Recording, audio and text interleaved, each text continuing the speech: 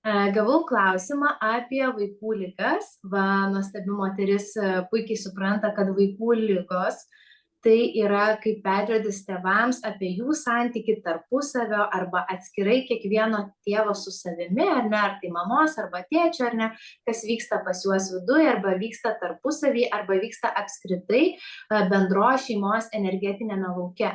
Vaikai visada dažniausiai, kadangi jie nemoka iškalbėti, jie pradeda rodyti tai įvairiausiais sutrikimais ir ligomis.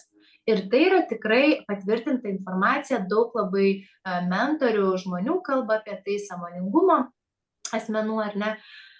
Tačiau klausimas, parėjo iš darželio, ar ne, didelė kažkokia kaip alerginė reakcija, kaip aš galiu savo padėti, kaip aš galiu suprasti, kokios praktikos arba meditacijos tiktų, kad aš galėčiau greičiau suprasti, tam vaikučiui padėti.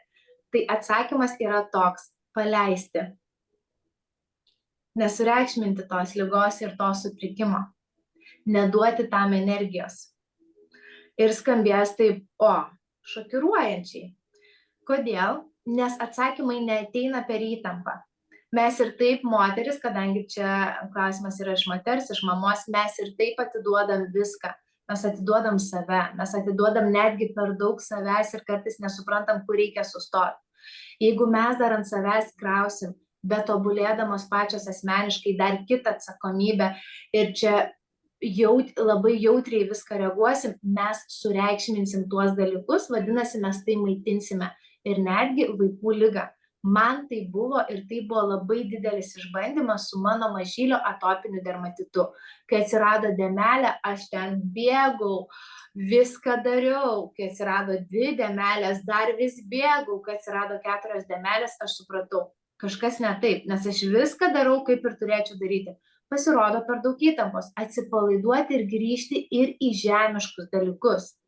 Galbūt tikrai atrasti, kam tai yra alergija, nes taip vaikai atspindi, ką aš ką tik prieš akimirką papasakojau, ar ne, kai nemoka iškalbėti per sutrikimus, ligas, per emocijas savo kažkokias ar ne kraštutinės. Tačiau vaikas kaip siela yra atėjęs į žemę visiškai savo pamokų. Ir kartais mes negalėsim to įtakoti. Ir tos pamokos, jeigu mes jau esam sąmoningumo kelyje, aš galiu užklausti, ar tai priklauso nuo manęs, kaip aš galiu, ir ateis atsakymas lengvai ir paprastai. Gal ne iš karto, tai čia reikės paleisti tą kontrolę, tą iliuziją, tobulybę, kaip čia viskas turėtų būti, kiek aš čia turiu dabar padaryti visko. Reikia per lengvumą. Mes informaciją gauname tik per atsipalaidavimą ir lengvumą ir nesureikšminant dalykų.